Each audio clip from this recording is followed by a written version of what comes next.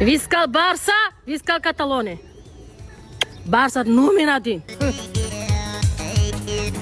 Ibi. Xotinchilik bo'ldimi yo?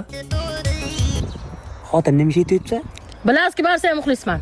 Hay, nima mo'ylov chizib olding? Rafinha bo'ldim bugun. Rafinha? Ha. Dada, siz Realchisiz a? Ha, Realchimi? Tashashasizmi? Sen men bilan penalti tepishni bilasanmi, xotin? Yirtaman. Davay, 3 tadan tepamiz. Xotin, endi seni umringga Mbappedek oluraman.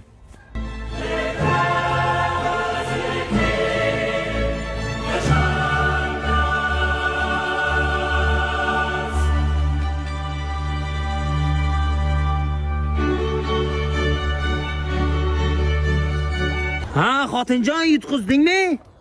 Ha, yutqizdim. Ha, o'ynashma. Ana bu. Ana bundan kuchli, tushundingmi? Nima bo'lganim Barçani sevaman men. Agar o'g'lim bo'lsa, o'g'lim otini Yamal qo'yaman. Tushundingizmi? Ha.